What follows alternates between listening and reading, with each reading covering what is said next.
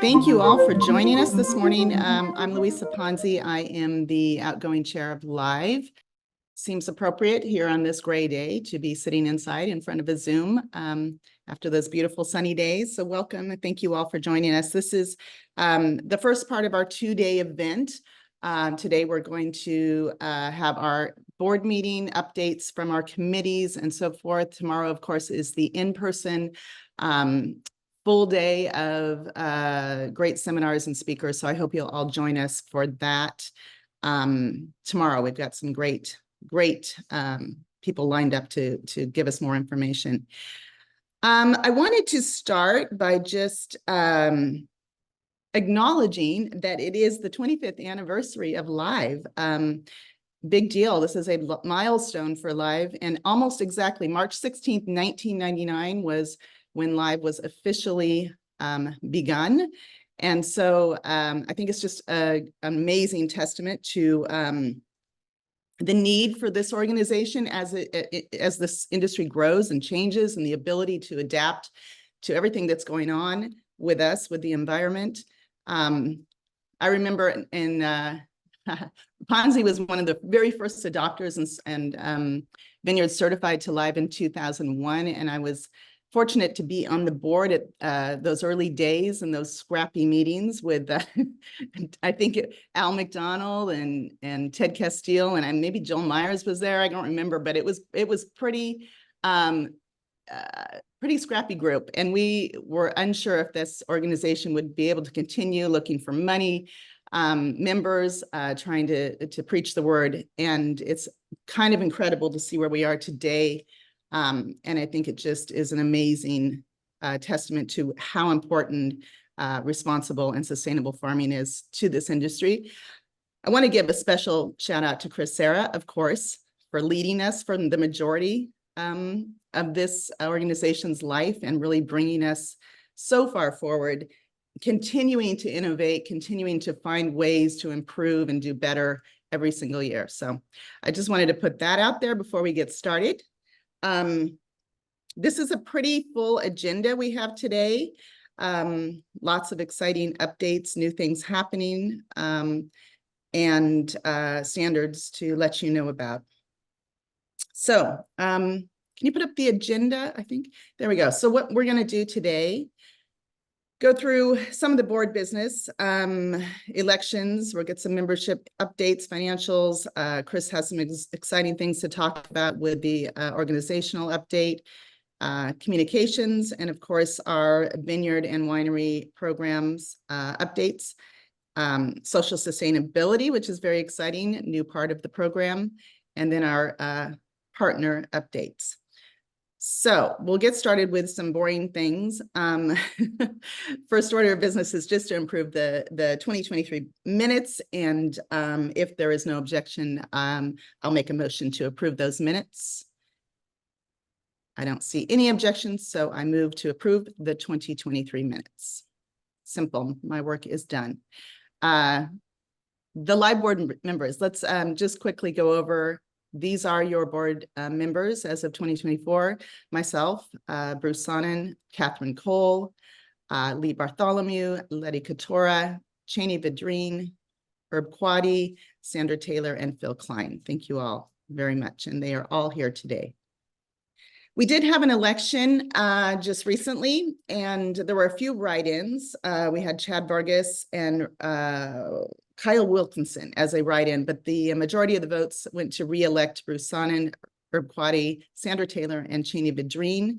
Last year, there was a special election to fill an empty seat, and thankfully, Catherine Cole agreed to be on our board, so that's very exciting. It's wonderful to have her input. And just recently, Letty Katora was appointed to fill the seat of Kelly Gregory, who had to leave the board. So that is where our board stands. Bruce Sonnen is our incoming chair, but also at the moment our secretary, and he is going to give us a membership update. So Bruce. Morning, everybody. So yes, as of March 8th, 2024, Chris updated all the newest members and acreages and whatnot. So As you see here on the slide, we have currently 329 vineyard members, which is up 12 from last year's numbers. We have 12,589 vineyard acres, up 494 acres from last year. Total farm acres is 28,818, up 1,088 acres. And then total acres of biodiversity is 7,479. Net loss of 5 acres, but there are several vineyards that have not yet reported yet.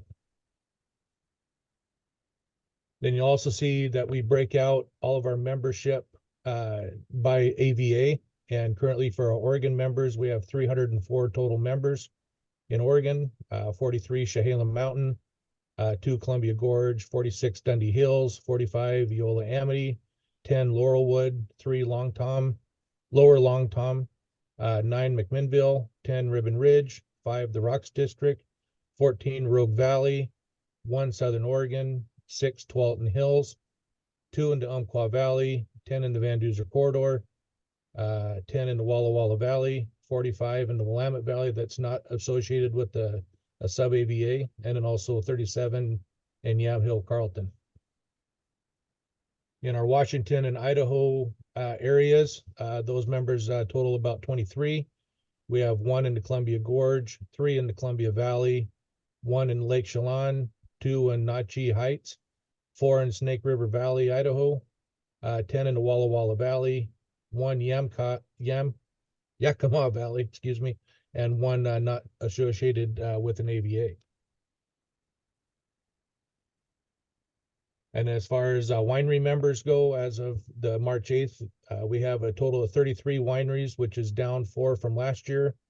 2.4 million total cases produced in certified wineries. That's down 1.5 million. We had 1 really large winery from Washington that left the program.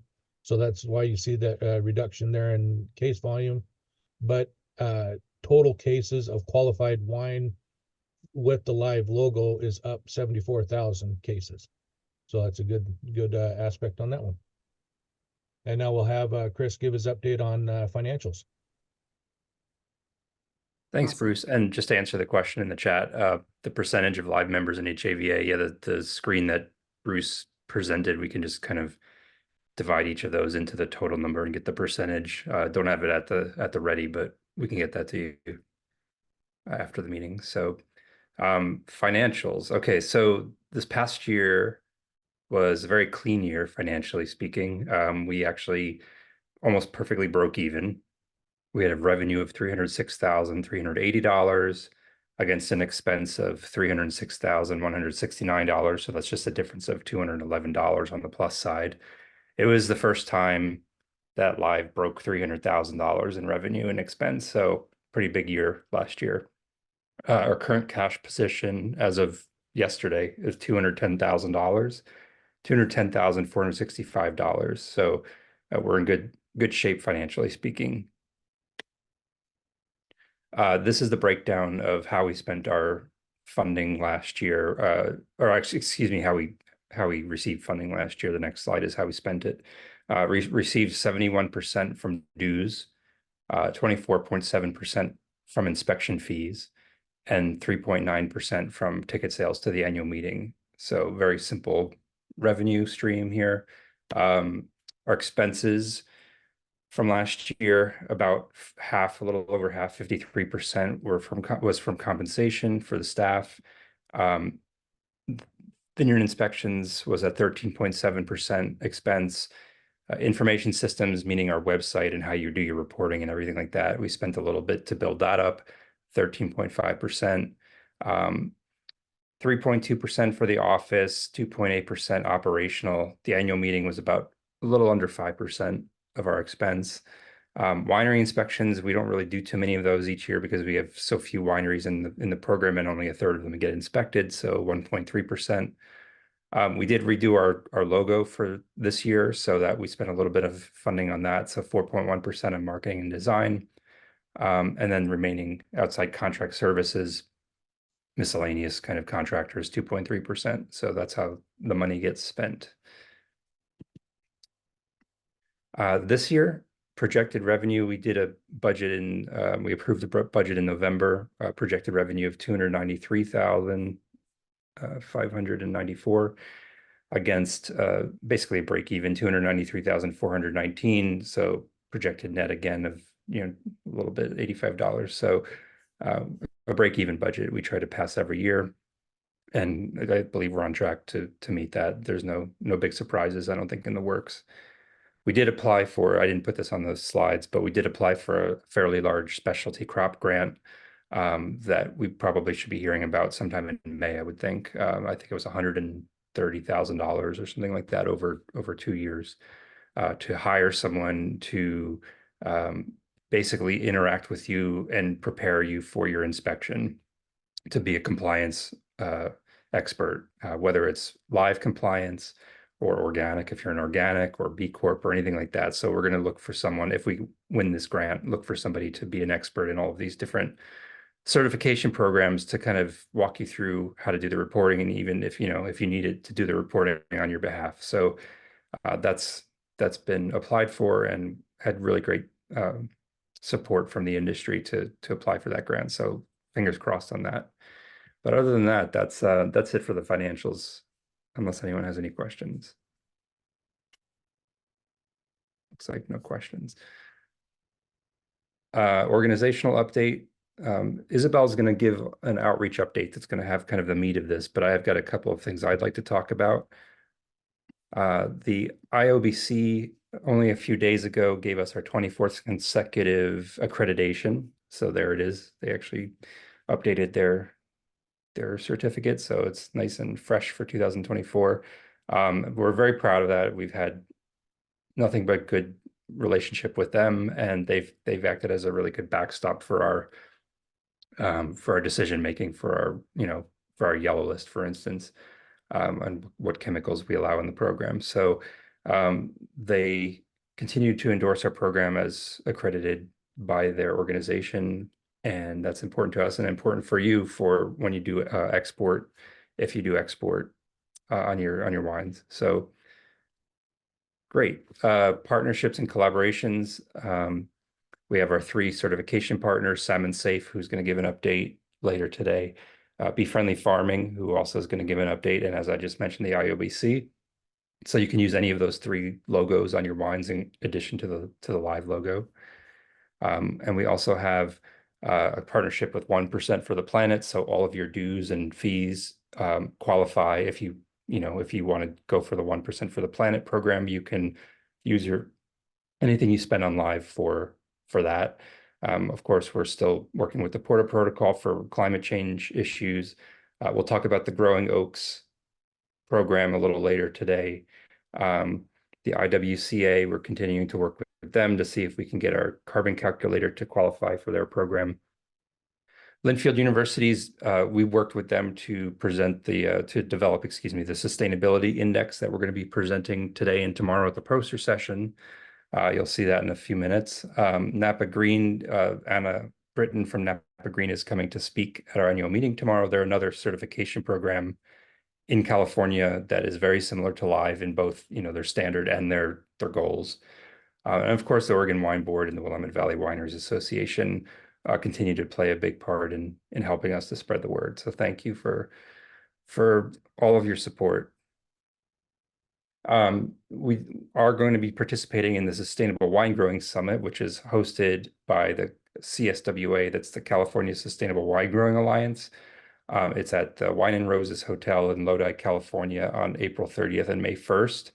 It's going to feature representatives from New York, California, Washington, and Oregon being live in the Oregon Wine Board.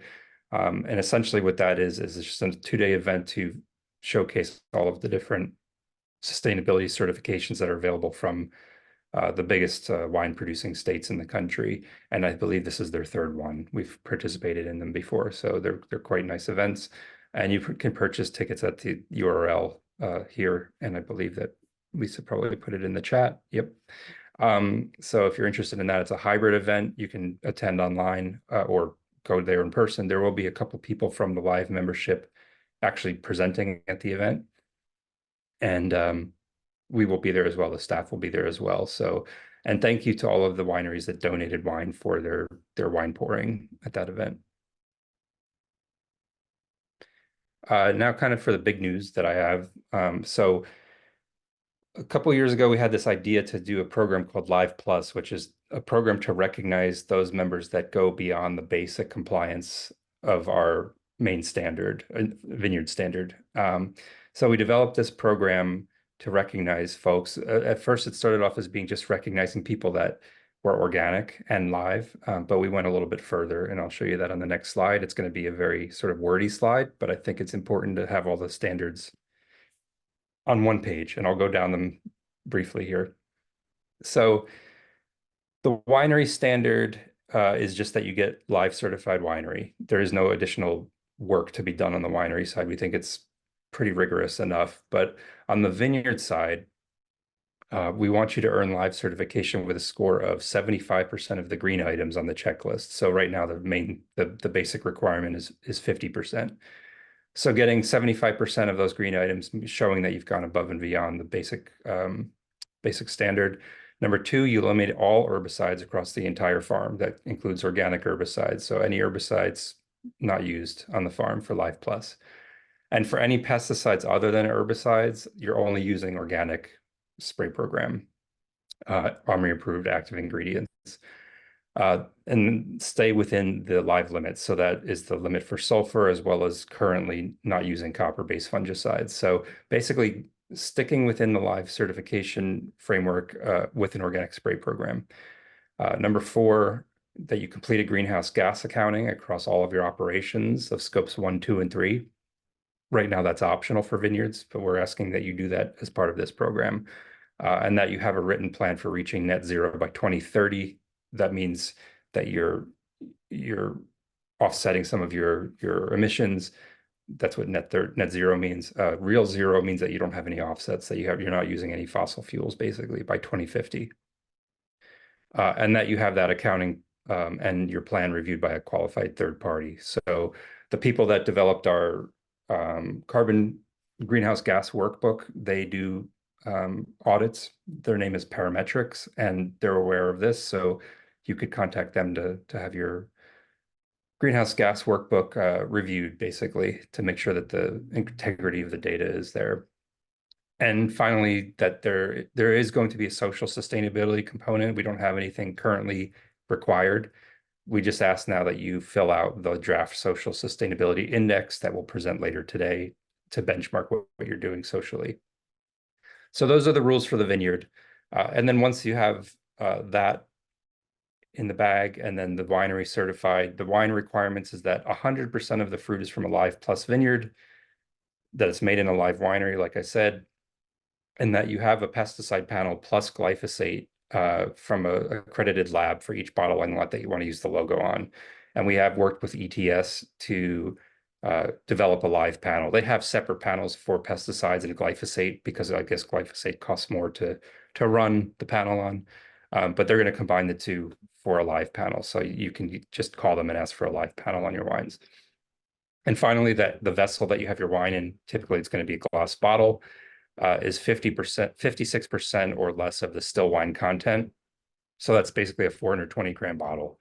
And we came up with that from the Sustainable Wine Roundtable's bottle accord. They defined 420 grams as their lightweight bottles. And if you have sparkling wine, that you have a bottle that's 90% or less of the sparkling content, so 675 gram bottle. And if you're using other vessels like aluminum or keg or something like that, you should be fine. But we wanted to address this by vessel weight percentage rather than by saying you have to have a 420 gram bottle. So that gives you flexibility on what kind of vessel you want to put your wine in. So that's it. That's the Live Plus program here. So for compliance with, for instance, number 3 on the vineyard requirements, you can just show your organic certificate or your biodynamic certificate. That would be how you would prove that. If you're not an organic vineyard, then you would have to work with the inspector to prove that you're not purchasing any synthetic pesticides, and they would have to look at your vineyard and make sure that you're abiding by that. So that's it in a nutshell. It looks like we have some questions. What if you're farming organically but not certified? Yeah, that's basically what I just got at. So the inspector will, look in your shed, your chemical shed. They'll look at your purchase receipts. They'll look at the vineyard. It's pretty clear in some cases whether you've been using synthetics, especially herbicides. Yeah, but other than that, it's going to be, just like we have for the rest of our program. It's going to be mostly an honor system. But you will be inspected by the inspector for what chemicals you do have on the site and which ones you're saying you're using. What % of current live vineyards do you anticipate will qualify? Adrian, I don't know, to be perfectly frank. So this is just us setting a standard and giving it to you to play with. And if you want to try for it, then, that's exciting and we welcome that, and we'll see. I don't have a percentage. There is no extra dues for this program. The inspection fee is going to be more expensive. We set a placeholder of $900 to get that extra work done by the inspector, especially when we get the social sustainability criteria in place.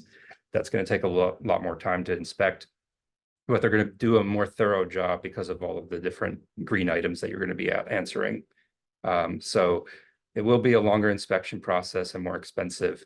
If it turns out to be less than 900, which it very well may be, we'll lower that. But that's the placeholder for now.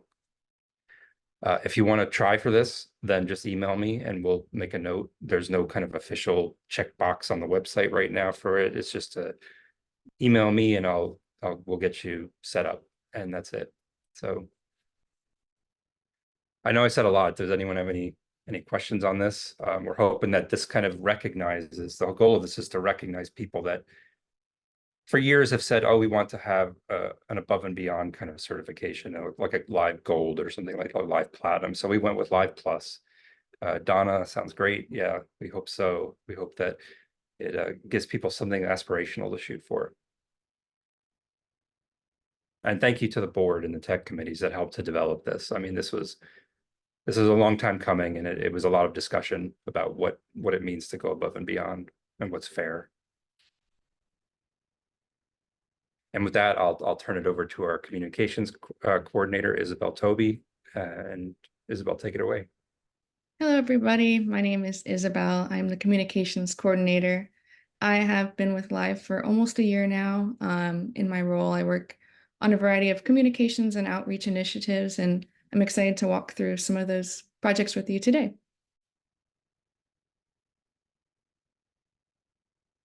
Growing Oaks is a very big project we worked on this year and will continue to work on in the next coming years. So it is a collaboration between a student-led group at Willamette University and Live, with help from all of our members. Many of you have participated in this project.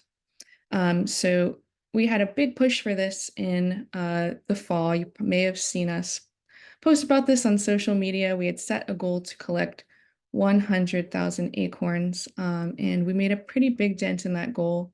We collected a little over 40,000 acorns and should still be able to grow our goal of 10,000 saplings from this. So to backtrack a little bit, Willamette University student-led group has created this group to steward the Oregon white oak, and they do this through advocacy, through practicing political power, through community relationships in the Salem and Willamette area, and where we get involved through collecting acorns and growing these acorns into saplings. So yes, we had a big push for this fall. We have planted about 1,500 plants so far, and will plant about 6,000 saplings in the near future. Big shout out to Left Coast, who has basically let us set up a mini oak tree farm on their property. We've built a bunch of beds and we'll be raising about 6,000 saplings there. I'd like to also give a shout out to Argyle, Bethel Heights, Coeur d'Alene, Left Coast, Union, and Van Duzer for hosting acorn collection hubs this fall, and for promoting this project with your members as well. So we had a lot of social media. We picked up press in the Oregonian, which was exciting. And we are building a video right now that will be available soon. That's an about video. It's about 3 to 5 minutes. And I think the timing of that will line up well with a 2025 year of the oak. So we're excited to have that resource. Like I said, we have about 200 1.5-year-old saplings available for donation right now. We also have many, many acorns for anyone interested in growing acorns directly into the ground versus planting saplings. So if you're interested in growing saplings on your own vineyard or property, you can reach out to me.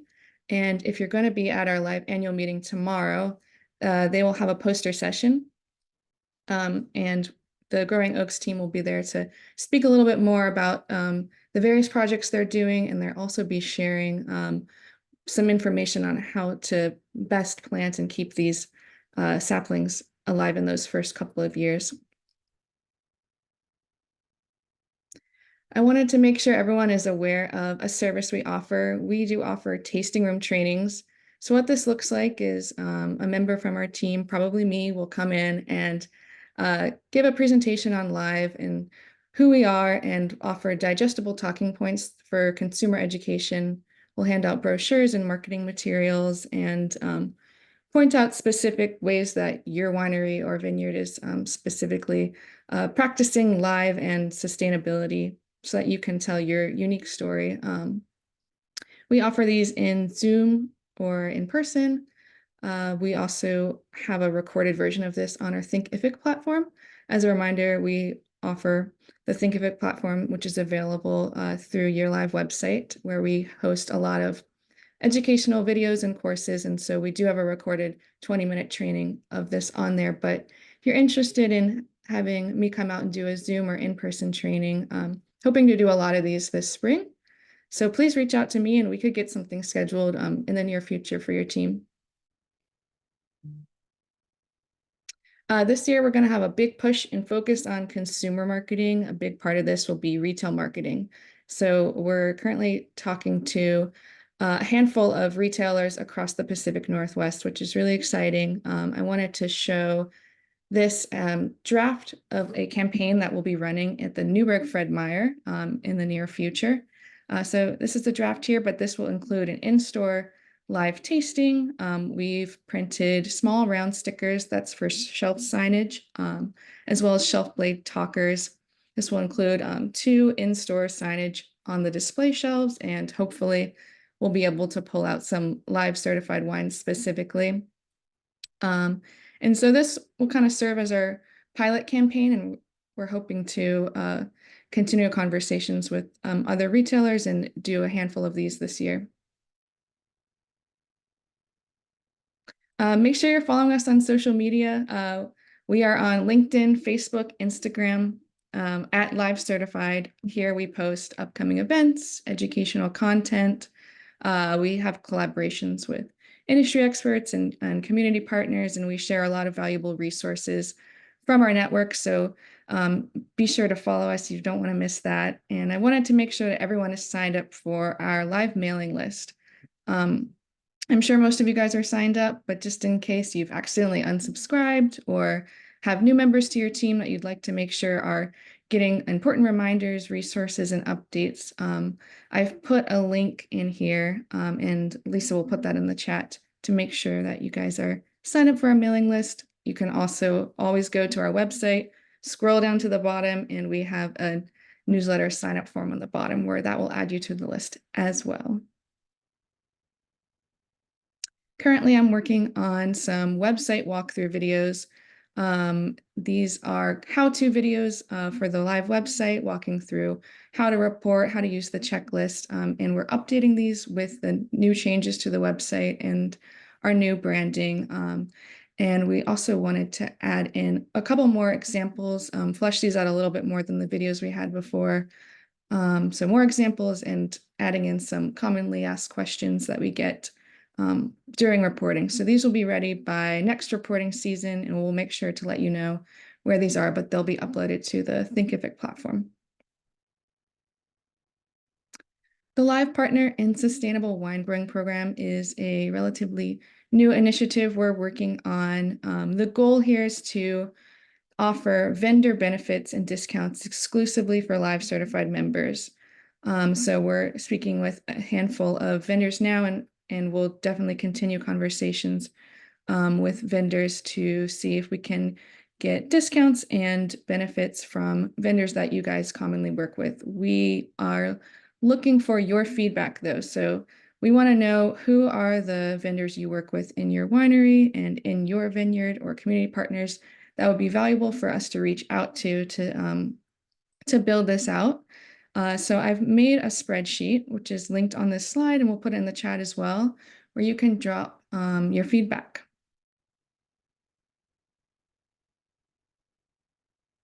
And that's it from me. Thank you guys for being here. Again, my name is Isabel. Please reach out if you have any questions or feedback. We love hearing from you guys and want to be as helpful as possible. Thanks, Isabel. Gosh, Isabel's only been with us, what, a year? And she's done amazing things. Look at all the work she's done. It's so great to have that energy and new ideas and focus on kind of telling the word of live. As I said before, always innovating and thinking forward with the Live Plus program and with some of the things that that Isabel has brought forward. So it's so great. Moving on to the really fun part of the technical committees, and when I hand it over to Lee, who heads up the regional committees to kind of, you know, the nuts and bolts of this organization. Is where Lee has been so instrumental in the last, I don't know how many years, Lee, but forever it seems like, as our vineyard certification officer. So Lee, could you give us a tech update?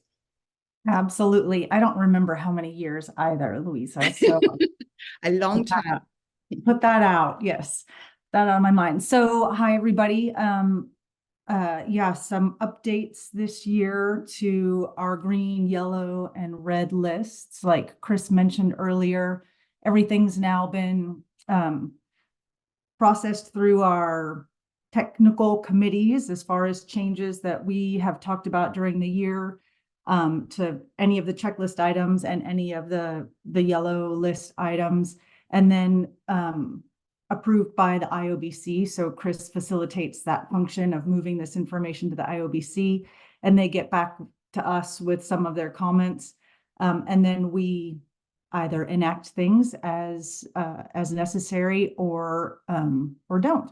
So the website's now updated, so you can go to the website and see the whole yellow list. I'm sure many of you are working on your spray programs because the sun's been shining, and not right now, but has been. And so we're all thinking about bud break in the not too distant future. So take a look at that. There are not a lot of changes to the yellow list. One only new chemical added to the yellow list right now, and that's a vitriticide called Mevalone, which is a combination of those three products you can see on your screen, the Thymol, Geranol, and Eugenol. So that one's listed on the yellow list. You'll also see the yellow list looks a little bit different because we put the OMRI logo next to all of the organic products. So like we have in the past, put a little B for, you know, something that you might want to pay attention to for bee-friendly farming, or a fish if it's something that might be on the salmon safe high hazard list. We've also put notice for something that's listed on the OMRI list. So take a look at that. That's really helpful, I think.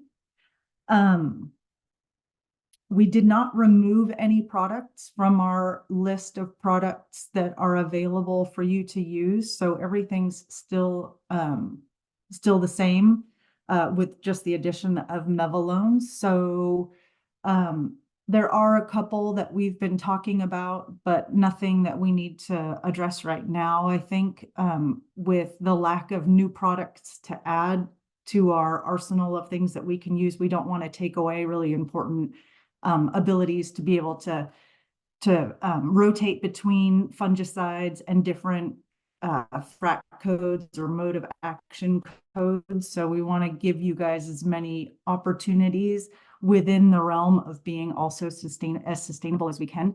to be able to use against some of our key pests. I'll just jump ahead to that too. We don't have any new key pest pressures that are listed. We added a couple of years ago the idea of mealybugs to our key pests. And when I talk about key pests, you'll know what I'm talking about if you go to the yellow list, and every one of the lines that's listed, it might say key pressure, botrytis, powdery mildew, weeds, rust mites, and so on, all the way down through red blotch. Those are what the technical committees have determined to be our key pest pressures. And so we will give you options for how to manage them either through canopy management, or if that doesn't suffice, through spray applications. And that would be where the yellow list comes in. So some of them don't have yellow list options because there are no good options to control these pests, like red blotch, like nematodes, like phylloxera. So just a reminder on that. The other thing that's changed slightly on the yellow list is that we in the past have not put any of our products that are not labeled through the EPA. So they're EPA exempt products, like Cinerate, for example, has not generally been listed on the yellow list, but you'll see it now I think it's highlighted in red. So you can tell that it's not an EPA listed product because it's exempt from needing to be, but you're still allowed to use it. So you're allowed to use anything that doesn't have an EPA number, essentially. And I think those are all the updates for the green, yellow, and red lists. So if you guys have questions, please ask them in the chat, but not a lot of changes, which makes it probably not a lot of questions. Yeah, just to kind of tack onto that, we added Cinerate because it's been used so much. So we decided it deserves kind of special call out on the yellow list, even though you have been allowed to use it over the years because it is EPA exempt. So anything that doesn't have a registration number typically is a very soft product, and it's a use at your own risk policy. But this particular one, the tech committee decided that it should be listed just because people ask about it so much. Thanks, Chris. Mm-hmm.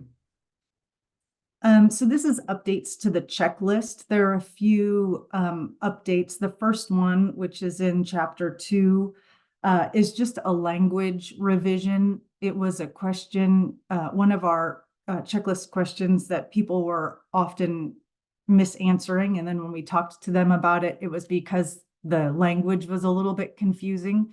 So we removed the word pest enemy because what we really meant to say was beneficial organisms.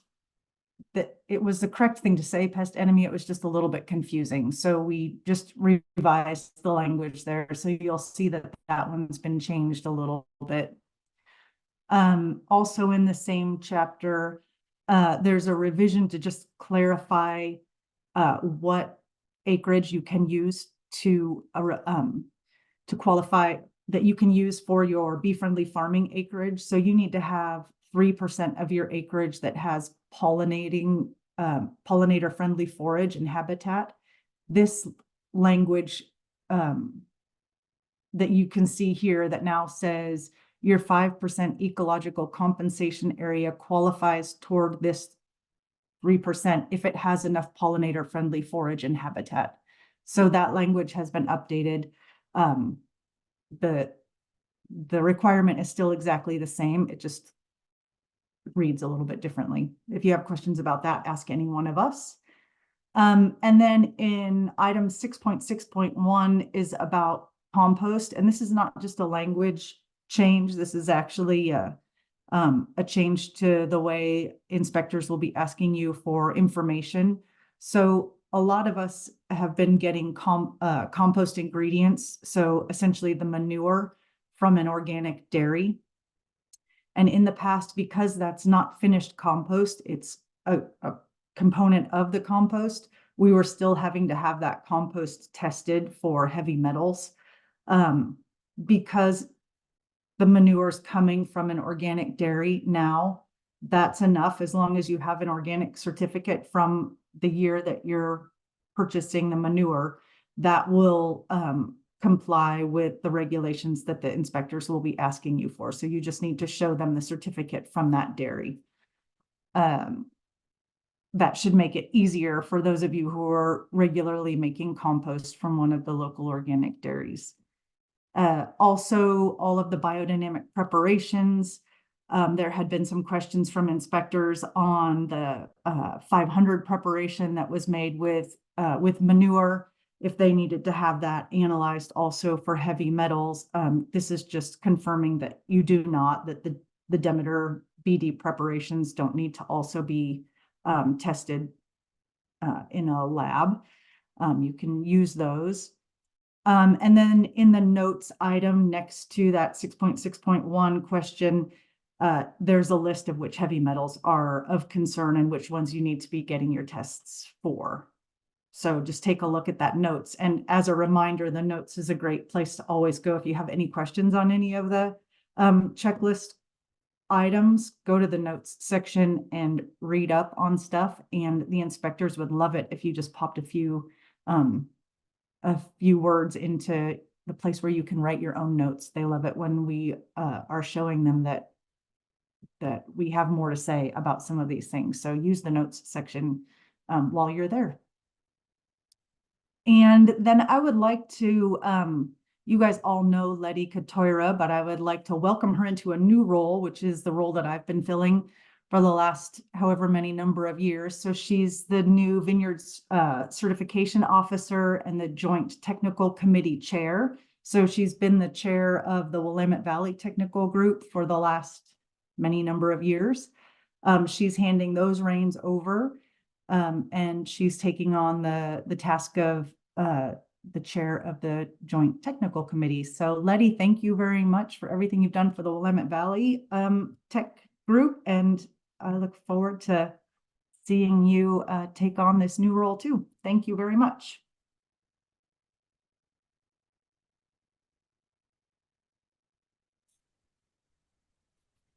And I think with that, Letty's going to give us the introduction to all of the regional tech chairs. Thank you, Lee, for the introduction. Hi, everybody.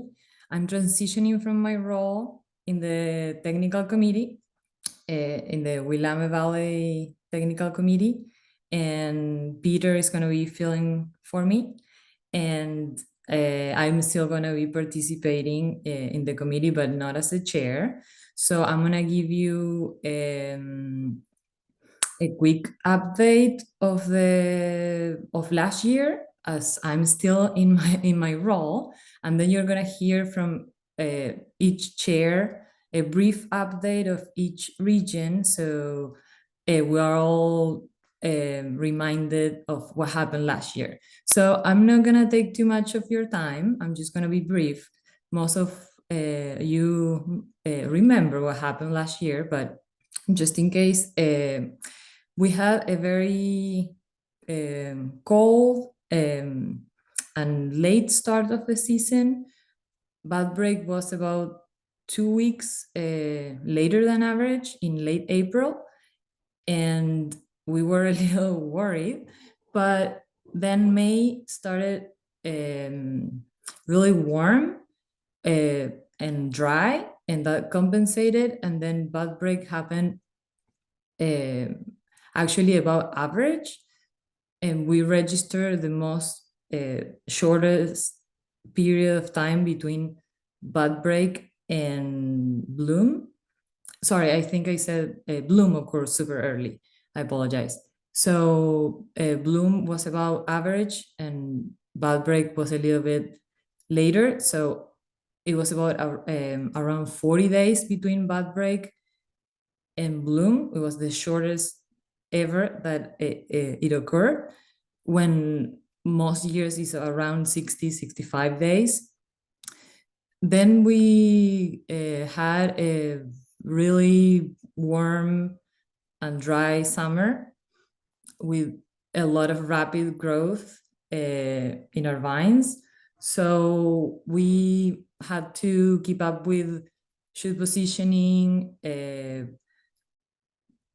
all canopy management, and in our group, when we met, people mentioned that they had to shorten the intervals of spray so we could keep up with our disease pressure. In general, everybody mentioned in our group that it wasn't a super high pressure year for powdery mildew and botrytis or weeds. So we, with our strategy of shorten the intervals of spray, we could keep up. And we did register a heat spike in August, but it was a couple of days of temperatures around 100 or a little bit higher than 100 degrees Fahrenheit. And in some areas, this caused a severe damage, but in some areas it was fine. So it depending on the area, the damage that it caused, this heat spike. Then our yields were generally really good due to a higher than average cluster size.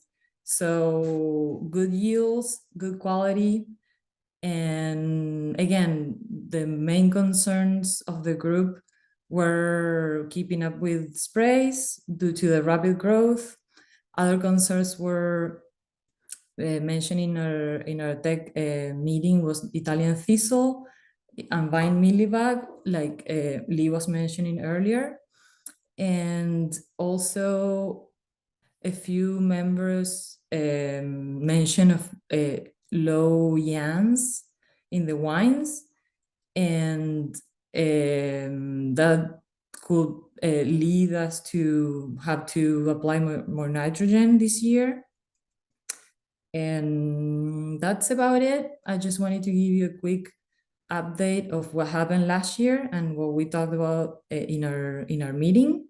And I look forward to filling for Lee's role. It's gonna be big shoes to fill, but Lee's still part of the board, and any questions, we are still gonna ask her. So Lee, thanks for your help in advance, and thanks for all you've been doing for live, and I'm happy to keep participating in this group. So thanks everybody, and with that I'll pass to Southern Oregon, to Alan, and thank you.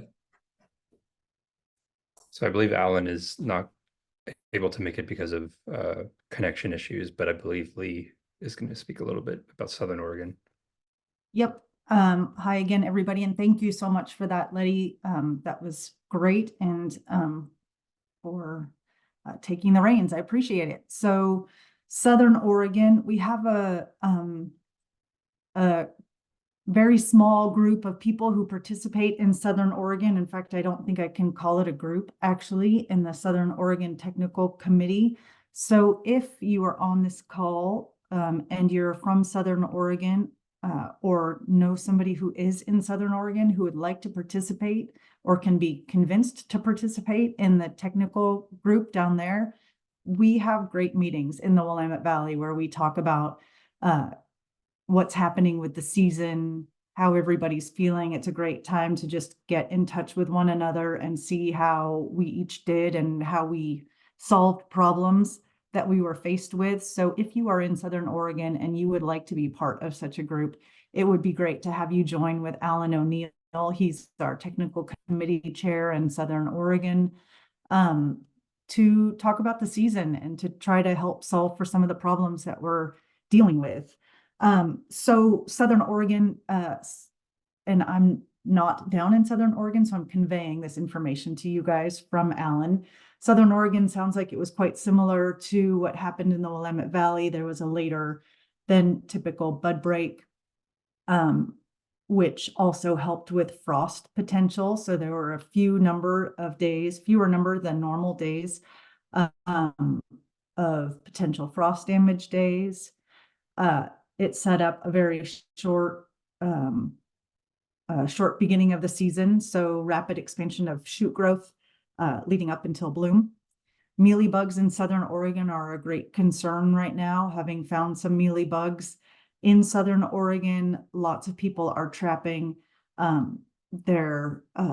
There's a lot of work being done on mealybugs, but it's something that we'll continue to monitor as live going into the future, and help push our researchers in the direction of helping us find sustainable solutions to mealybug management. I know there's some work being done at OSU on potential for mating disruption for grapevine mealybug. So that's a really big concern in Southern Oregon.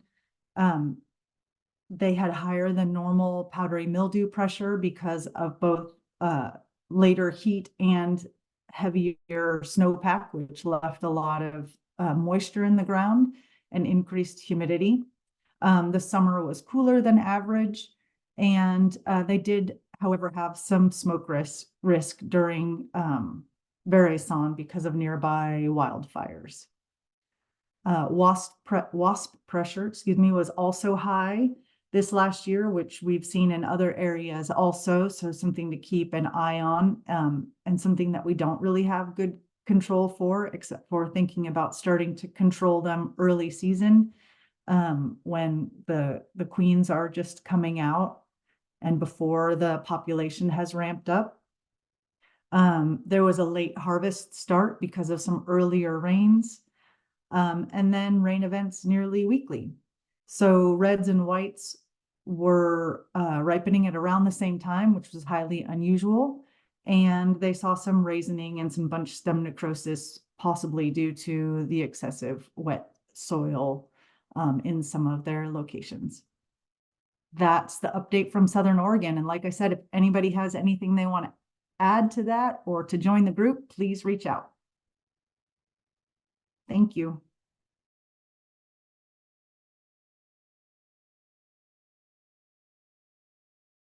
Sorry, and I should say now I'm handing it over to Julie Tarara, and Julie is the technical committee chair out in Eastern Oregon, Washington, and Idaho. Julie, it's all you. I can't start my video because the host has stopped it.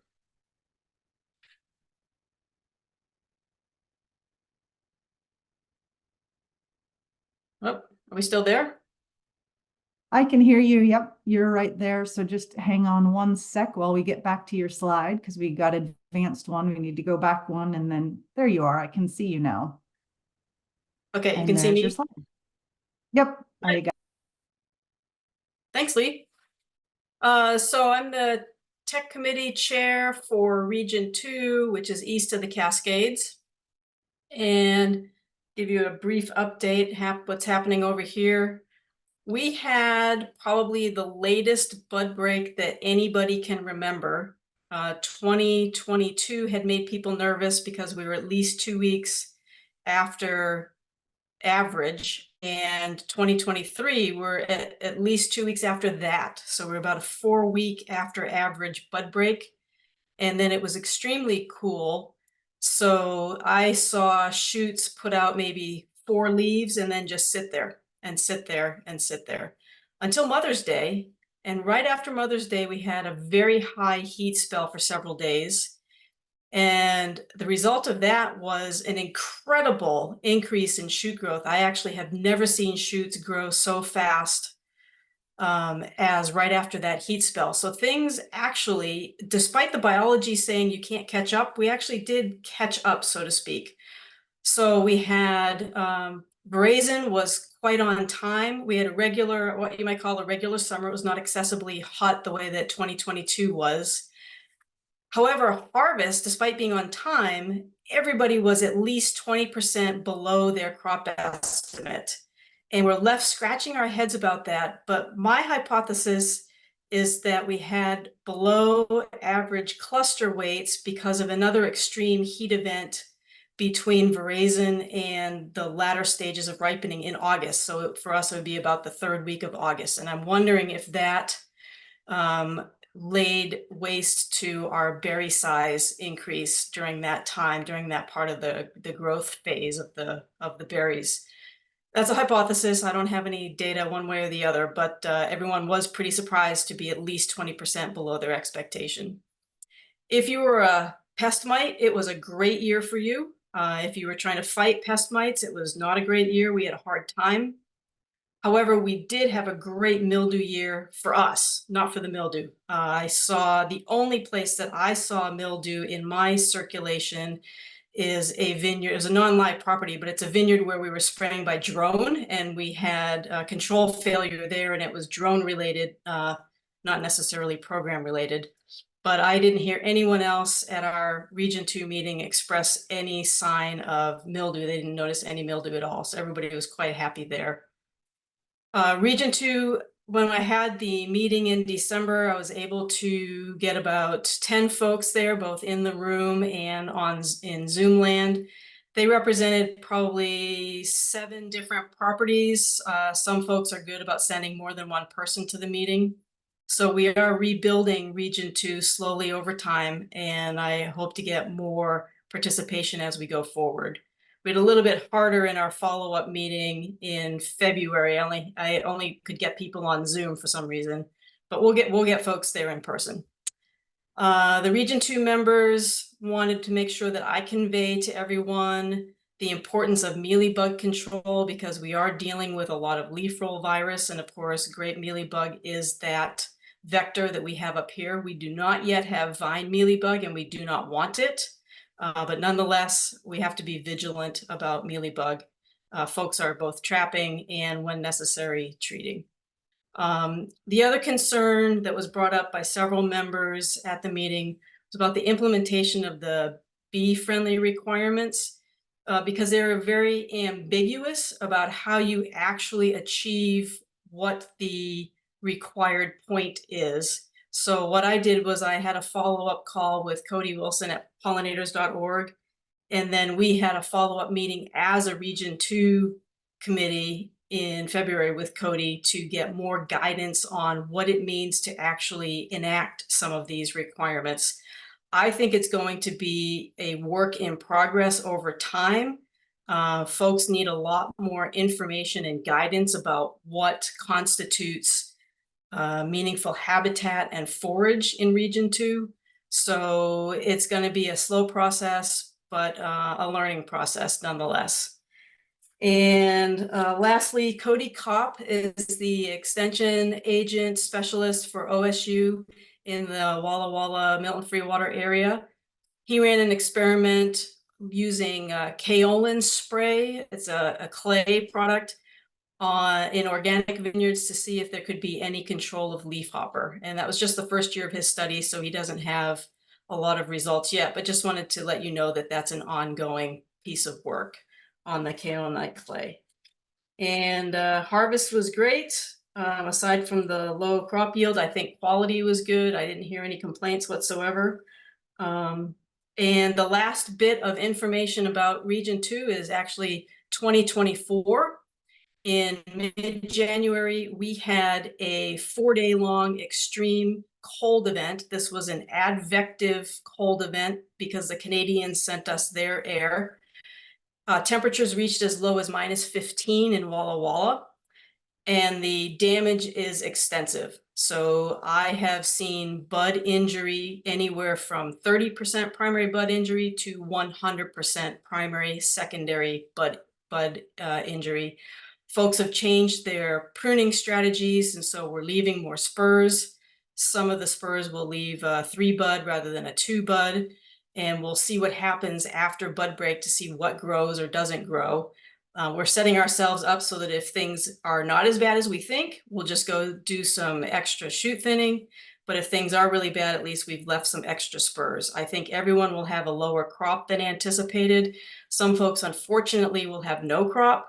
And there will be some folks who have to actually retrain their vines either from the ground or hopefully with their buried graft union, they've got a couple of buds available for the scion from that buried union. And that's kind of the big news from Region 2. We are crossing our fingers that we are not as damaged as we think we are, and we'll just carry forward from there. So thank you very much for your time. Thank you. Gosh, yes, fingers crossed for you guys. It sounds scary. Thanks for all those updates. From the Vineyard Technical Committees, let's hear from Cheney on what's happening with the winery technical. Real quick before Cheney jumps in, there was a question in the chat about Yellow Jackets. I think that Cody could probably speak to that during his update, but something to keep in mind for the tech committees of all the 3 regions, because we don't have chemical controls for Yellow Jackets on our list. Yeah, serious issue last year. Cheney, go for it. Yeah, I'm having trouble getting my video going because it says the host has stopped it. Oh, there we go. Cool. Hey, there I am. Hi. It's been a while since the winery tech group has met, but we plan to get something on the schedule for this early spring. Some updates to the live recycling hub. We checked in with the all the wineries. And again, thanks to all of you guys who are volunteers and to those who are utilizing them. The only change this year is at Union Wine Company. If you are dropping at Union, could you please contact Sean instead of Jenna? Jenna has moved on to new adventures. And if you want to get involved, give me a shout. And then, yeah, just a shout out to all these wineries, the Willamette Valley Vineyards, Left Coast, Jackson Family and Mac, DDO, Elk Cove, and Union. So yeah, thanks again for doing what you're doing, and keep on recycling. That's it for me. That's great. I think we'll hear more about bottles tomorrow at the person meeting. So more to talk about with winery sustainability. So here's a new committee, is our Social Sustainability Committee with Sandra Taylor to update us on what's going on. With that, thanks, Sandra. Thank you, Louisa. Since our last board meeting, since our last annual meeting, we have been pretty busy in the Social Sustainability Committee. We basically tasked professors at Linfield University with helping us develop some programs or draft around social sustainability. They started with a literature review of the best practices across a number of certifications and standards, not just wine, but clearly in the wine industry. And the final draft is will be made available to our members shortly. And in fact, tomorrow at the annual meeting, we'll have a poster session outlining a number of the areas. I know that you probably have questions about, where does this apply? Ideally, it would be completed at the brand level and not just for the vineyard. B Corp is a good example, and I know a number of wine businesses that are involved in Live are certified B Corp. So it's important for the publicly facing business to just fill out this form where it's applicable. So we have looked at the professors worked with the committee to look at a number of particular frameworks that have social sustainability, ISO 26000, B Corp certification, Global Sustainability Standards Board, Napa Green is SIP certified. Both have very complete social sustainability criteria, Fair Trade International and Agricultural Justice Project.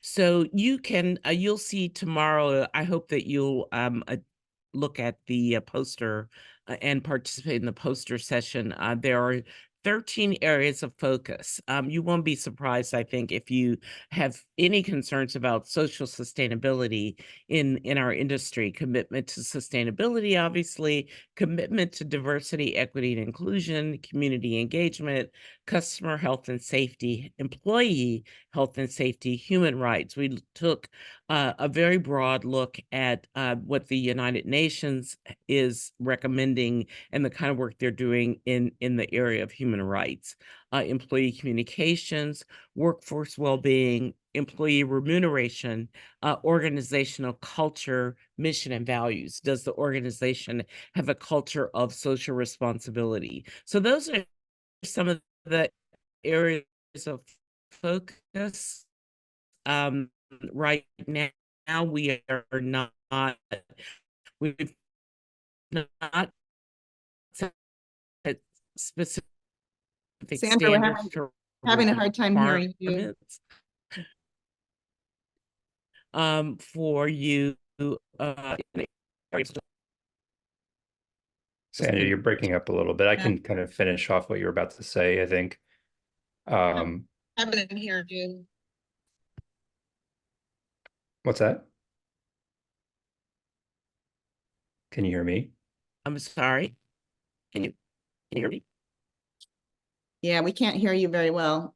Chris, do you want to take over? Yeah, I can jump in. So essentially, this is going to Yeah, we be, can't hear you very well. Chris, do you want to take over? yeah, I can. Essentially, this is be. Uh-oh, are we having technical difficulties? Yeah. How about now, So Louisa? we're I can hear you, Chris. having Sandra, problems hearing you too, Chris. Sandra, maybe. Okay, let's try this again. Why don't So- you mute it, Sandra, and maybe we can. So we're going to distribute basically a PDF document to you guys in coming weeks with all of these requirements. Well, they're not requirements. They're suggestions for best practices. And you can participate if you like. It's something that we're looking for feedback and for kind of practical application of different circumstances, like whether you're a winery and a vineyard, or if you are only a vineyard and you're selling to wineries and you don't have a publicly facing business. So it's going to be a document that you're going to have a lot of questions on, but it's also something that we'd like you to kind of struggle through a little bit for the year and answer so that we can make it better. And eventually we'll take some of these standards and work them into the checklist as appropriate, but mainly it's going to be a standalone document for you guys to fill out if you're interested in doing this work. And if you're interested in the Live Plus program, for instance. But there'll be more information about it tomorrow at the poster session. And like I said, we'll distribute the entire document to you guys later in the spring. Sounds good. Sorry, Sandra. Sandra will be around tomorrow if you guys have questions. But exciting new kind of component to the live program. I want to move on to the partner updates. We'll start with Dan Kent, our longtime partner with Live. Dan, are you here? Yes. I am here. Or are you all seeing me? Hopefully no technical issues. I was just bragging to Chris this morning about my new internet connection. So let's hope that that it delivers. Hello again, everyone. Louisa, you had kicked off this meeting noting that it's been 25 years since Live was founded in the Willamette Valley. And, you know, I wanted to note that our organizations have been working together for 24 years. So I think we can say that we have, in a way, grown up together. Salmon Safe and Live joining forces to advance wine growing that's protective of watersheds. And as you all know, Salmon Safe is embedded. Yeah, you could just go back, Chris, or whoever's controlling. Yeah, that's perfect. Salmon Safe certification, of course, is embedded in Live. And when your vineyard achieves Live certification, it also achieves Salmon Safe certification. Our role in Live, and we can stay on this slide for a moment longer. Salmon Safe's role in Live has evolved over the last more than 20 years to really focus in on the whole farm aspect of Live. So applying Salmon Safe standards across non-vineyard crops so that live growers can meet the landscape level biodiversity requirement that is a cornerstone both of Live and of the IOBC.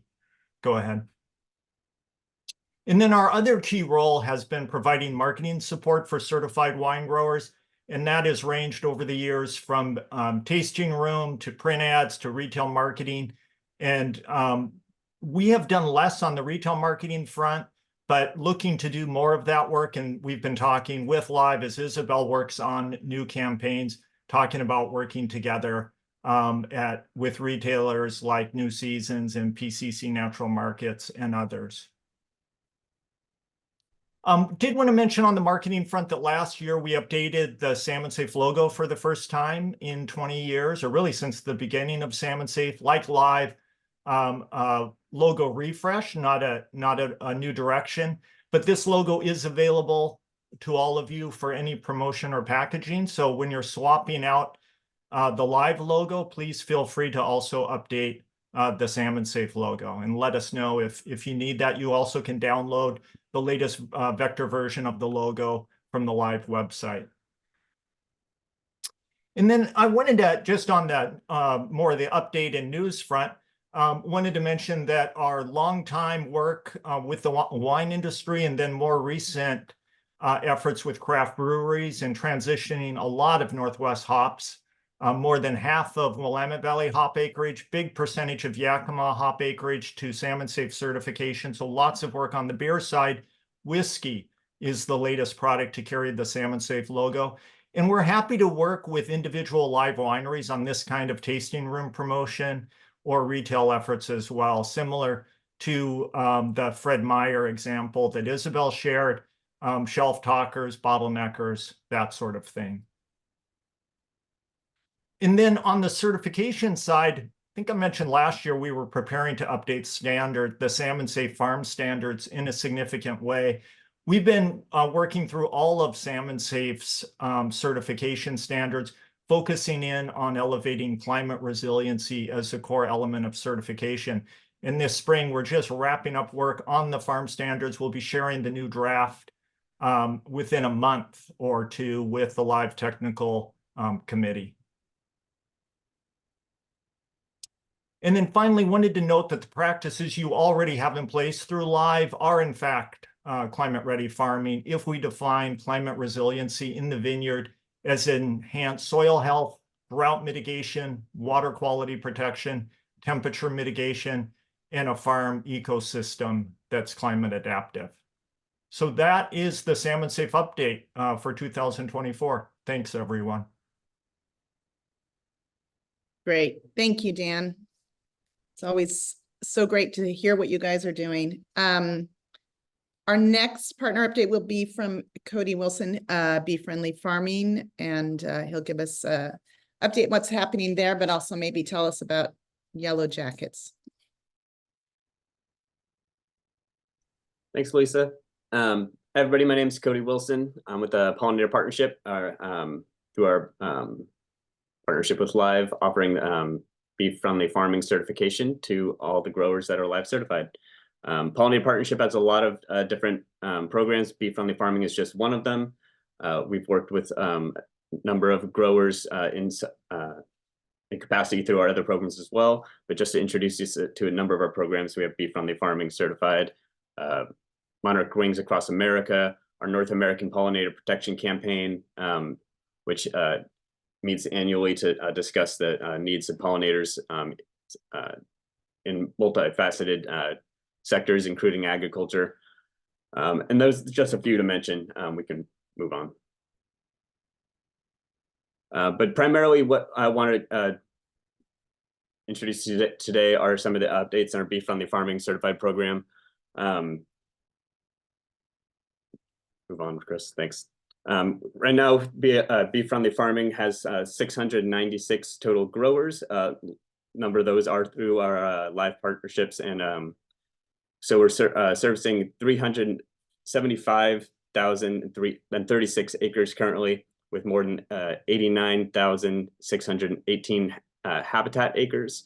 A lot of what we do is try to work with growers to find the best means for habitat implementation on their property, providing forage and nesting features on site. As I mentioned, one of the programs that we're working with Live members, we're working with 5 Live members to provide seed and plant material to provide monarch corridors through their migrational pattern trajectories. So as I mentioned, 5 live growers are part of this program now. We're going to be giving 172 pounds of native nectar seed and 7,550 native plants as well. Just an announcement of recently put out by our group as a whole, Pollinator Partnership. Pollinator Week is going to be held June 17th to 23rd. This is one of our flagship programs. Just want to make sure people are aware if they're going to have any kind of pollinator related events on site in their tasting room or what's not, make sure to visit the website, utilize our Pollinator Week toolkit, get yourselves on our Pollinator Week map. Just a little free advertising for you so that you can possibly bring some folks into the winery and get some good tastings going. And then one thing to offer folks is to make sure to utilize our eco-regional planting guides. This website, which I believe will be posted in the chat, you basically punch in your zip code. It'll bring up a planting guide specific for your area, offering good nectar provisions that you can provide for pollinators that are native and will do well in your eco-region. And even more excitingly, we took this guide and transformed it into our Find Your Roots tool. So it can be a little bit more catered to your specific needs. If you're looking for, if you have height limitations, if you have certain soil limitations or whatnot, if you're looking to attract certain pollinators specifically, you can export this data file that will show the best plants that might be best for your region as well. So it really kind of helps strip down the legwork as far as finding what plant material might be best for you. And it really gives you a catered list that might work for your habitat implementation needs. I also want to introduce Sarah Gardner is located in the Pendleton area. We hired her on this past year as our NRCS partner biologist. So if you're interested in any Farm Bill programs, reach out to Sarah. She works hard to help growers get pollinator habitat in and around their agricultural areas. So again, if you're working in any of the Farm Bill programs through NRCS, she's your go-to. And then just to introduce our entire Bee Friendly Farming team. As you can see, my contact info is there. Please feel free to reach out to me if you have any questions about how to get pollinator habitat in your working lands. But just to introduce our entire staff working to aid your pollinator endeavors.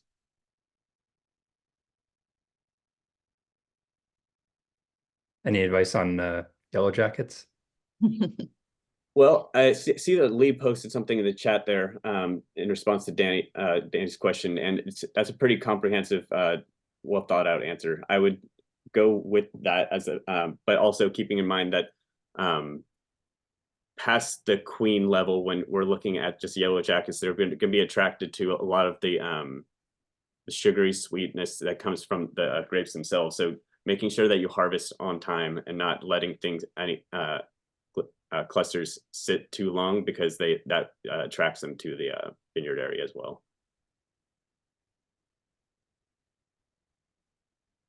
Awesome. Great, Cody. Thank you. So we're going to turn to hear an update from Leda Garside about what's happening with Salud, and an important part of our vineyards is the people, of course, working in them. So Leda.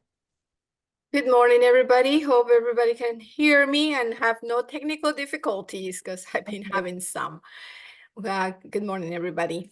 Well, first of all, I want to start by, again, congratulating Live Certified for this 25-year anniversary. It's just amazing. It speaks volume about the commitment of this work, the health of our farm, the planet. You know, I'm a member of the Alliance of Nurses for a Healthy Environment. So this work is so important, because we know that health is related to how we take care of our land, you know, the environment overall. And so this is such an important work. I cannot just tell you.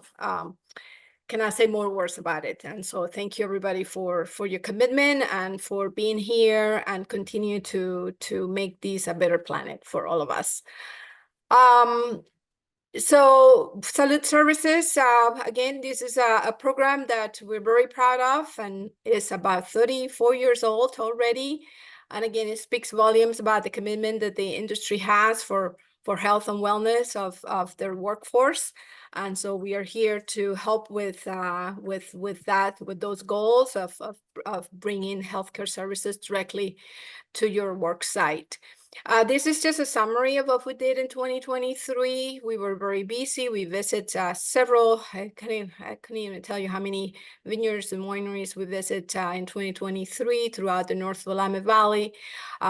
We did have over, almost 3,000 encounters with our patients, which is a lot. It's a high volume of work, a lot of medical referrals. We're dealing with, the holistic approach to healthcare is the eyes, the mouth, the body. So we make sure that we have a lot of partners to help us with those services. Vaccinations, again, that was very important to us, and we continue to advocate for COVID vaccines, influenza. We're starting, hopefully we're going to get a grant that we just apply, and hopefully we'll get it to provide more vaccinations, other vaccinations besides the influenza and the COVID for our patients. So more on that coming up, hopefully even some for shingles, that we've been asked a lot about that particular vaccination. One thing that I do want to say is that the CDC just sent us notification that there's going to be a new COVID, not a new COVID, but there's going to be a booster vaccination for COVID for those who are 65 and older. And so just want you to know that we will have that vaccine available. So if you meet the criteria, happy to give it to you guys. We do a lot of case management with our patient. What that means, case management in the healthcare lingo, is that we follow up with that patient throughout their healthcare needs, being phone calls, a referral, home visit, arranging for us to attend a medical visit with the patient as well, provide healthcare interpretation as needed. So anything that the patient is in need, that's what we do when we are talking about case management. The health navigation support, kind of the same thing, helping with appointments, making sure that the person understand when that appointment is, reminding them to notify their employer that they have a medical appointment so that they can arrange for their work schedule. So those are important things that sometimes people forget to communicate. So we really want them to know that. Medical equipment, what we mean with that is we have a lot of patients that are hypertensive or they're diabetic. So we provide the tools for them to keep track of those illnesses. So, and again, we make sure that they are following through with the instructions that were given.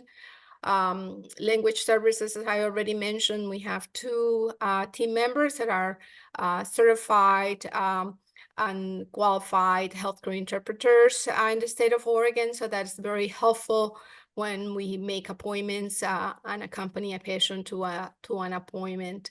The financial assistance, we do have some funds that we set aside, and we assist with the expenses of whatever that patient will need, if they have a balance due or if they don't have insurance. So we can negotiate with the provider and assist a grant to help mitigate those healthcare expenses.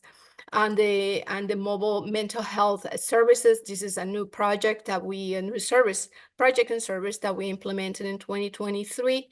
And we're working with an agency, it's called Raíces de Bienestar, and that is the whole team is bilingual, Latino. We have 4. They have 4 psychologists that are bilingual Spanish, and it's been a really, really good project. We know mental health is is a health issue that has been identified. And so we're bringing those services. And this year during wellness clinics, we're going to have one of the psychologists or two of the psychologists present with us so that we can provide that service right at the work site. Next, please. So the upcoming for Salud Services, we're very excited about the new mobile unit that we're going to get. Hopefully it's going to be here in May, completed and ready to go. This coming May, it's been delayed due to, you know, there's a lot of demand for mobile health services these days. So hopefully the new unit is going to be here in May. We're going to be doing a new project about skin cancer screening in collaboration with the OHSU Night Cancer outreach. Again, we're being trained, the team of us, all the RNs in the department, we're being trained on how to do those screenings. We'll be able to take some photos. We'll be able to send that image immediately to one of the skin specialists at OHSU who will diagnose, identify it, and then we will do some follow-up care with the patient. So this is going to be a great new service that we look forward to provide. Again, as I mentioned, new additional vaccination services. We're also thinking about and exploring, and we already have some meetings to some expansion into the Columbia Gorge Viticulture Center area. So we're excited about that. So we'll see how it goes. So we're asking for help because this is a new area for us. We don't know a lot of the industry in there. So we're looking for some assistance to help us to introduce us to individuals in that area. So that's always very helpful. So if you know anyone, so let us know so we can start making those connections.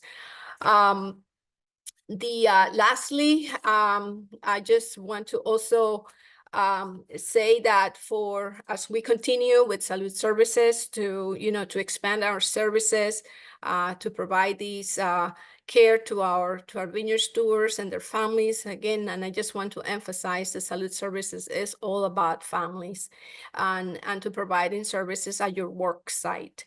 So we have already sent out all the schedule for 2024. We'd be more than happy to resend it to you if you haven't seen it.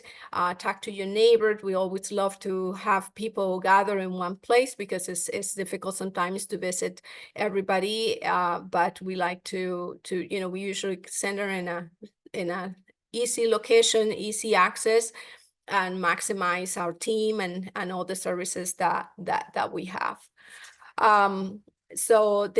And lastly, the other thing that is very important for me to mention is our program now can do Oregon Health Plan eligibility.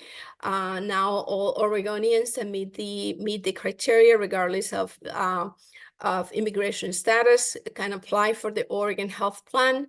So we do have a team member who has already been trained and certified by the state, and we already have registered probably about 12 people into the Oregon Health Plans, and we started this early last month. So just wanted to also give you that opportunity for workers or family members that are in need of that. If they don't know if they have Oregon Health Plan, they can call us and we can do the check through the state website and help them sign up for that service if they qualify. Okay, that's my report. Any questions, please let me know. Wow, thank you, Leda. So amazing work. Thank you for the update. Thank you for all the work. I hope everybody has enrolled their team with Salud, has looked at the clinics and know where they are and give them the time to attend them. It's so amazing that we have that asset here in our industry. Thank you, Leda. We're going to move on for our last partner, which is the Oregon Wine Board. I think David DeWitt is here to give us a quick update and introduction, I think. Yes, indeed. Thank you, Luisa, and great to be here. Good morning, everyone. Thank you to Chris and Isabel for organizing this. And also, Lisa, thank you for peppering the chat with some talking points that I'll be going over here in a moment. I'm David DeWitt, the Oregon Wine Board's Trade Relations Manager, and I wanted to just provide some top line activations that we're doing in marketing and also with vineyard and winery activations as well. So Oregon Wine Month is one of our biggest consumer-focused marketing programs. We run every May, and really this is designed to accelerate depletions across all sales channels to connect with consumers and just kind of move business forward. There's a toolkit that lives on our industry site with just tons of different information for marketing, for education, and just events centered around Oregon Wine Month. Later this spring, Tillamook has partnered with us for 2 events, one in person on May 4th out at their Cheese Emporium in Tillamook, and then one virtually. So Tillamook wanted us to gather some wineries throughout the state who are BEAST certified corps, and they'll be doing a consumer facing on that day, having roughly over 300 people out to the event and doing specific cheese and wine pairings. It should be a really great event. We'll do lots of social media around it, and Tillamook certainly is a great partner to amplify the promotion. Later in the month, Bree Stock, our Director of Education, will be working with their cheese expert to do a virtual education about wine and cheese pairing, and that will be going out nationwide. We're excited about that. Bree will be at your meeting tomorrow. Unfortunately, I won't be able to make it, but if you have questions regarding this or anything else, OWB, she'll be there in person. Another great program that we have for Wine Month is called Pair It Forward, and this is a user sourced reel where we partner with wineries or restaurants or adjacent wine businesses talking about their favorite wines and how it pairs with their favorite Oregon wines and how it pairs with food. There should be another link coming for that as well. And I know Dan from Salmon Safe has already expressed getting involved with this program.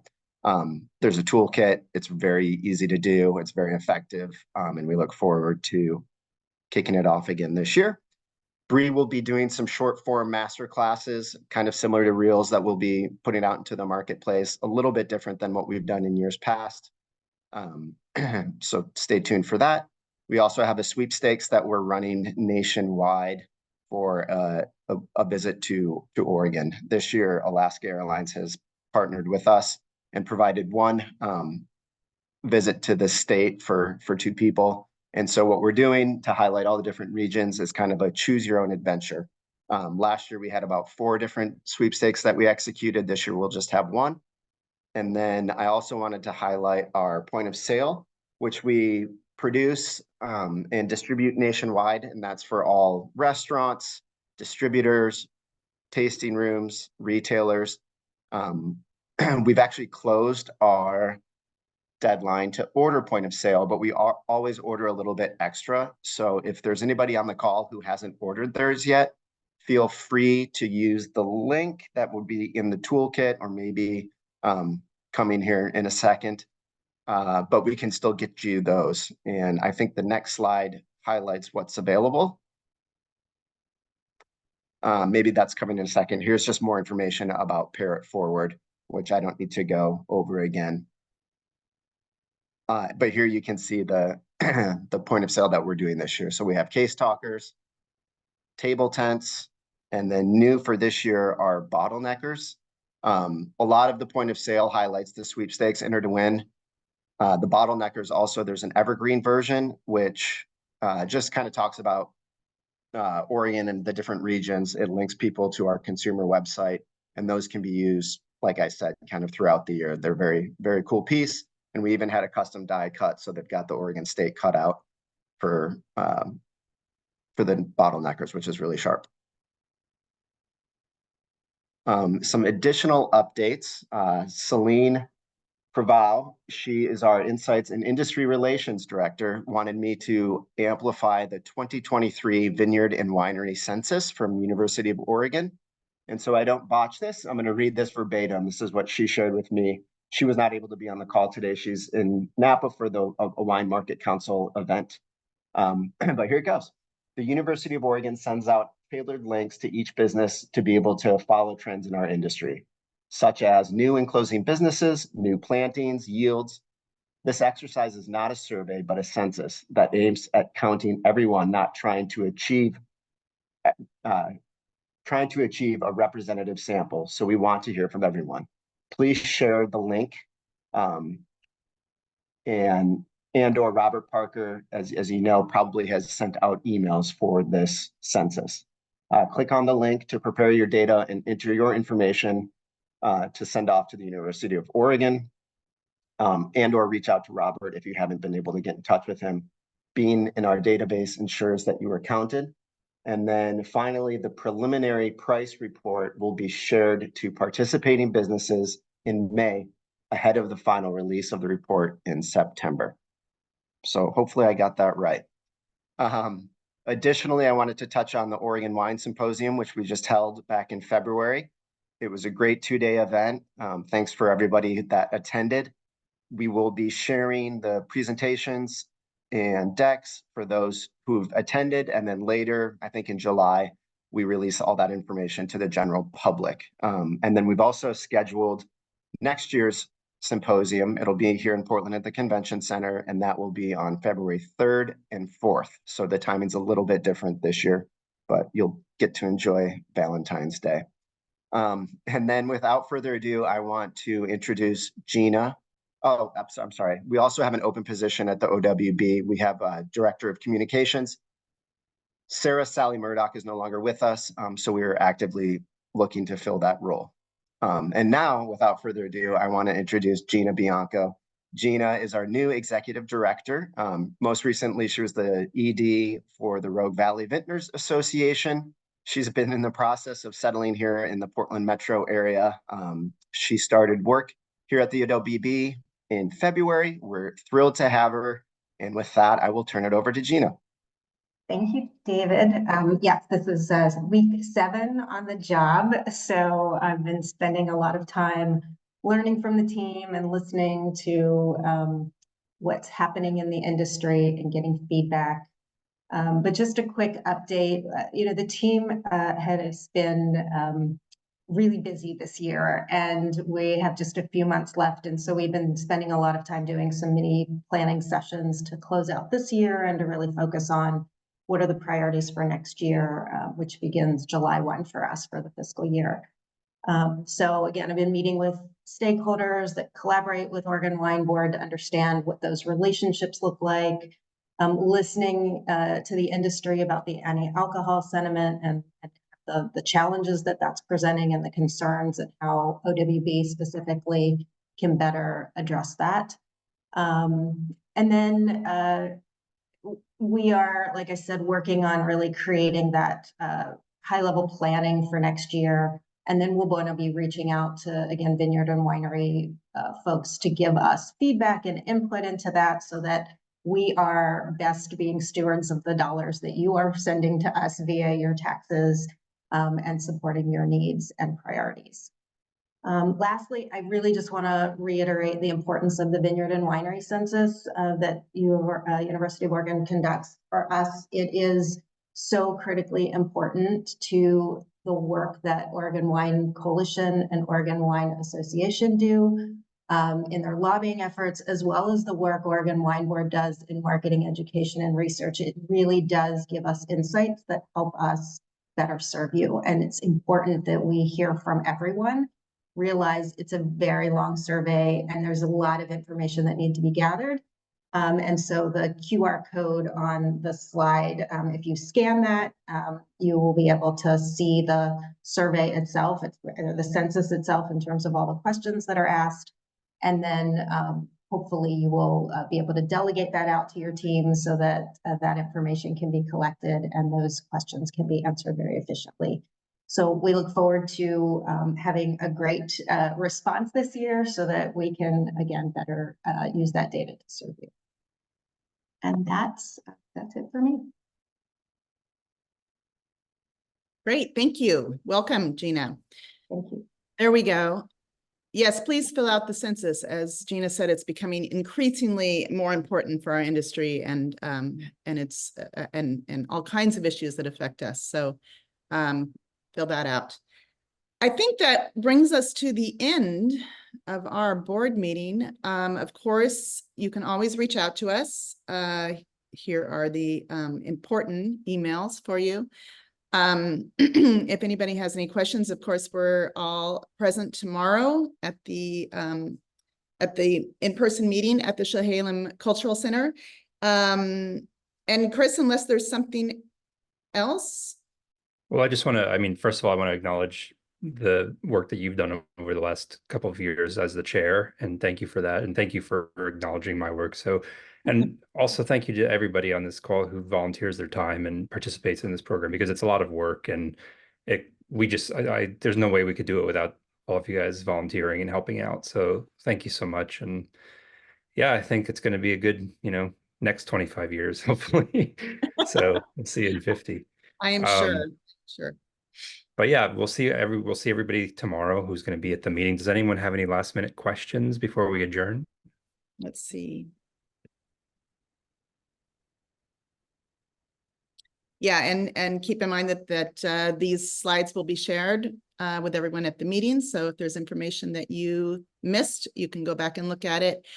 Lots of information here. So much great things happening, and it's so exciting and inspiring. So thank you. Yeah, there was a possibly question about zooming Zoom. into the meeting Yes. tomorrow. Yeah, we're not going to have Zoom tomorrow. It's just that Chehalem Cultural Center doesn't have the best internet connections, and there's going to be, almost 200 people using their phones and stuff like that. So we are going to record it with a professional videographer, and it will be distributed shortly after the meeting. Okay. All right, with that, then I think I will thank everyone for attending on behalf of the board. It's so good to have so many people interested in what's happening and taking the time this morning. And with that, I will adjourn the meeting, and we will all meet up again tomorrow. Thank you so much.